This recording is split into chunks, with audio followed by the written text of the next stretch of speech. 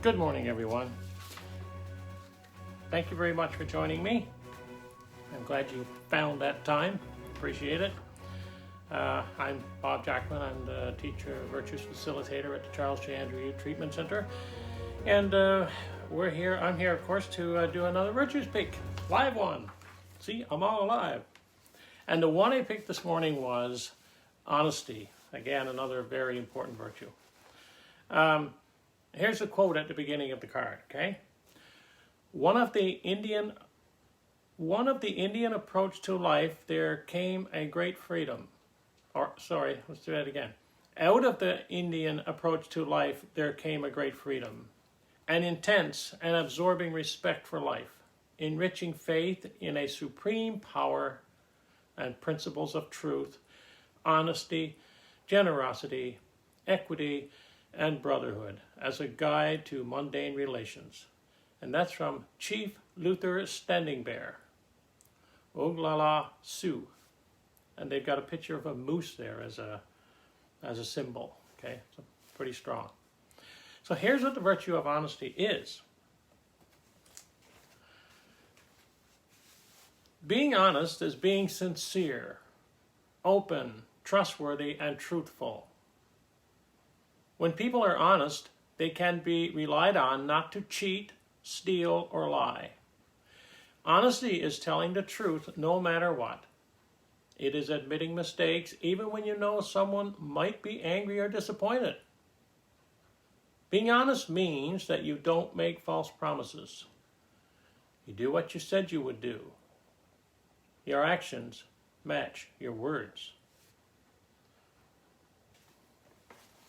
Signs of success. You know you're practicing honesty when you say what you mean and you mean what you say. You make promises you can keep. You admit your mistakes. You refuse to cheat, steal, or lie. You tell the truth tactfully. And you are true to yourself and do what you know is right. And here's an affirmation. I am honest. I can be trusted to keep my word. I admit my mistakes. I tell the truth kindly and tactfully. I have no need to impress others. I accept myself as I am. Now, why should we practice honesty? Honesty is important because it builds trust. When people lie or cover up mistakes, others can't trust them. When people aren't honest with themselves, they pretend that something doesn't matter when it does, or they exaggerate to impress others. When you are honest with yourself, you accept yourself as you are. When you're honest, others can believe you. So how do you practice honesty? When you are honest, you don't try to fool yourself or others. You say what you mean and you mean what you say. You only make promises you can keep. Be trustworthy in all your dealings, refusing to lie or cheat. Admit your mistakes and fix them. Be honest with yourself, and you will be honest with others. You don't need to make things up to look good. You're already good. Honest.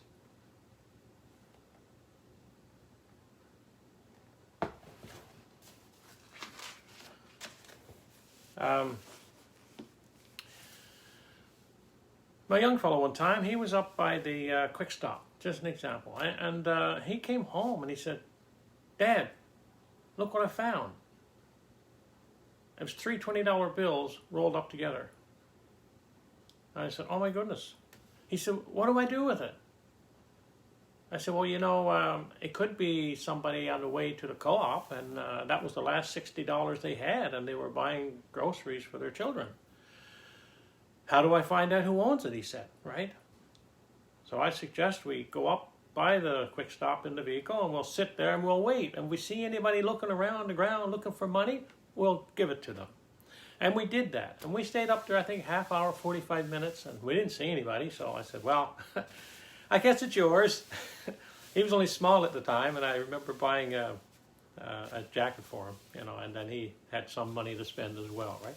So that's one example there, you know. So honesty was obviously developed in my young fellow, so I was quite happy about that.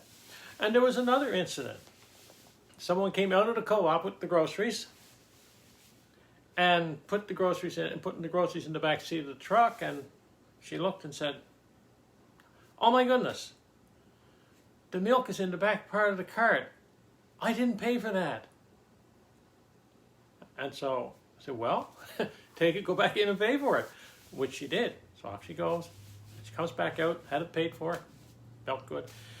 And she said, just matter of fact, she said that just nothing in the co-op and I'll just pay for it and come on out. So anyway, when we came home, there was, when we told the story to someone else, they said, "Oh, for goodness sakes, I would have just went on home with that. You should have kept it. The co-op will never miss it." And you know what? The co-op wouldn't have missed it. But it wouldn't have felt good in here. Okay? So the person that went back in and paid for that milk, they didn't go back in and pay for the milk because of the co-op. They went back in and paid for the milk because they felt it in their own heart. It was the right thing to do for them. Never mind if the co-op would have missed it or not. So those are the kinds of things that you know, tells you that you're practicing the virtue of honesty and truthfulness, you know, and trustworthiness. All of those things coming together because they're very interrelated, right? And I ask the question sometimes, especially with my clients at the center. I'll say, if you were walking, you know, out around the center somewhere and you picked up $100 bill, what would you do with it? What would you do with it? Some people say, well, nobody around, put it in my pocket. Finders, losers, right? The finders, keepers, losers, sweepers. But if you think about it in here, if somebody had lost that, you know, if you could find out who owned it, I think you would feel better about that, right? So anyway, just a little something to think about. A quote. I have a couple of quotes here I'd like to read to you. Here's one. Virtue of honesty. Beautify your tongues, O people, with truthfulness, and adorn your souls with the ornament of honesty. Beware, O people, that ye deal not treacherously with anyone. And that's from the writings of Baha'u'llah.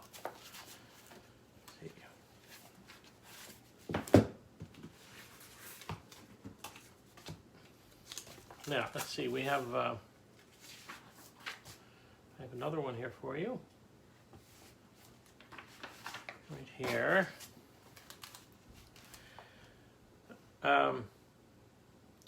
Honesty is contagious. Just like dishonesty is contagious. We need more honesty in the world. Anne Wilson Schaaf. Another one. This one is anonymous. To dream of the person you would like to be is to waste the person you are. I guess if you dream about the person you'd like to be, then maybe you should start being that person, right? You know, that's interesting. Here's something for you to think about, and you know, you can talk to your children about these too, you know, and your family. When is it the most difficult to be honest? When is it the most difficult to be honest? Here's another one.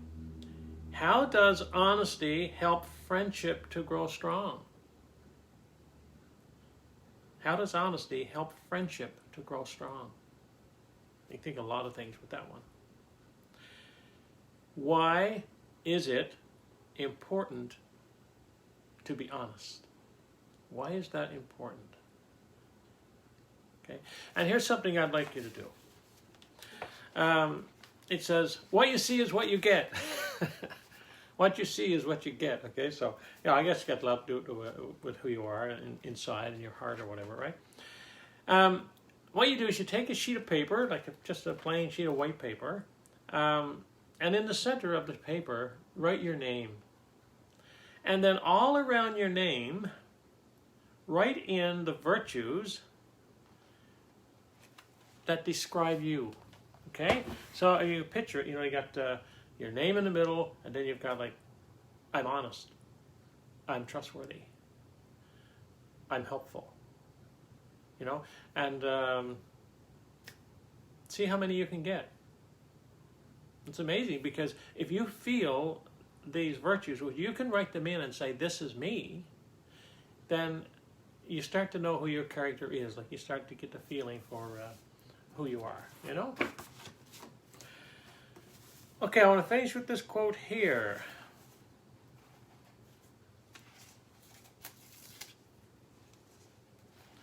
Truthfulness, this comes from Daily Meditation, Sacred Moments, under honesty, truthfulness. Truthfulness, is the foundation of all human virtues. Without truthfulness, progress and success in all the worlds of God are impossible for any soul. When this holy attribute is established in man, all the divine qualities will also be acquired. And those divine qualities, of course, are the virtues. The divine qualities and the holy attributes are the virtues that we are studying. Okay? I stand on a foundation of truth, and it supports all my other virtues. Okay, well, I hope you enjoyed that virtue today. Think about that one now for the rest of the day, and maybe all weekend. Maybe you can even come up with some examples yourself that you can discuss with your family, to reinforce the virtue of honesty. And of course, that's also like connected with truthfulness and trust and those kinds of things, right? Remember to stay safe, stay in your bubble, follow the rules, and hopefully once the early June rolls around, we'll be into a level 3, which means we'll be allowed to do more things, hopefully. And then we still follow the government's rules, and eventually we'll get into level 2 and so on. And hopefully, fingers crossed, we'll be back to normal as normal can be as soon as possible. Okay? And that will help us if we maintain the rules. Okay, until next time, bye for now.